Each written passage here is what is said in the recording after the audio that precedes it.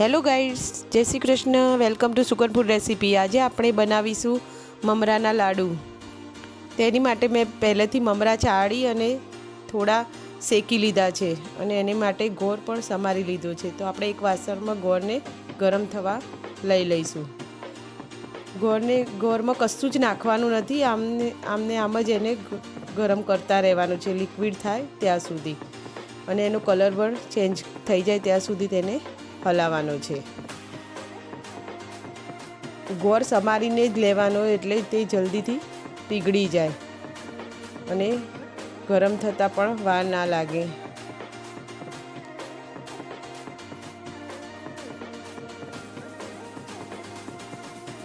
ગોળને ધીરે ધીરે હલાવતા રહેવાનું છે કે તે નીચે ચોંટે નહીં, અને ગેસ પણ થોડો મીડિયમ ટુ લો ગેસ રાખવાનો છે. હવે આપણો ગોળ બધો જ ઓગળી જવા આવ્યો છે, એનો કલર બી થોડો ચેન્જ થઈ જવા આવ્યો છે. એટલે આને હવે આપણે એકદમ ધીમા તાપે તેને હલાવતા રહીશું 5 મિનિટ.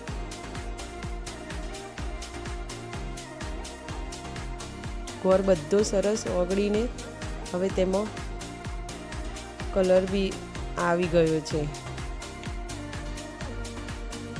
હવે તેમાં 1 ચમચી ઘી નાખી દઈશું આપણે, એટલે લાડુમાં થોડી સાઈન આવે. અને કલર મેં થોડો 1 ચપટી જેટલો ઓગાળીને રાખ્યો હતો, તે પણ આપણે અંદર નાખી દઈશું, એટલે એનો કલર એકદમ સરસ આવે છે. હવે ગેસ બંધ કરી દઈશું આપણે, અને પછી તેમાં મમરા ઉમેરીશું.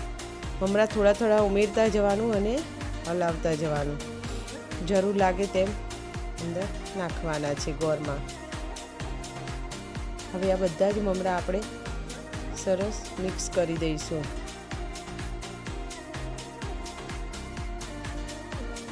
મેં અડધી કોથળી મમરા લીધા હતા, તેની સામે મેં 500 ગ્રામ ગોળ લીધો હતો. તેમાં તે બધા જ મમરા આવી ગયા છે. હવે હાથમાં ઘી લગાવીને આપણે તેને લાડુ વારી લઈશું. ગેસ ઉપર રાખવાનું નથી, કઢાઈ નીચે મૂકીને જ મમરા વારવાના છે, ને તે ગેસ ઉપર બધું કડક થઈ જશે. બધા જ મમરા મેં વારી લીધા છે, તો આપણા મમરા લાડુ તૈયાર છે. તો બીજી રેસીપીની સાથે મળીશું. બાય બાય, જય શ્રી કૃષ્ણ.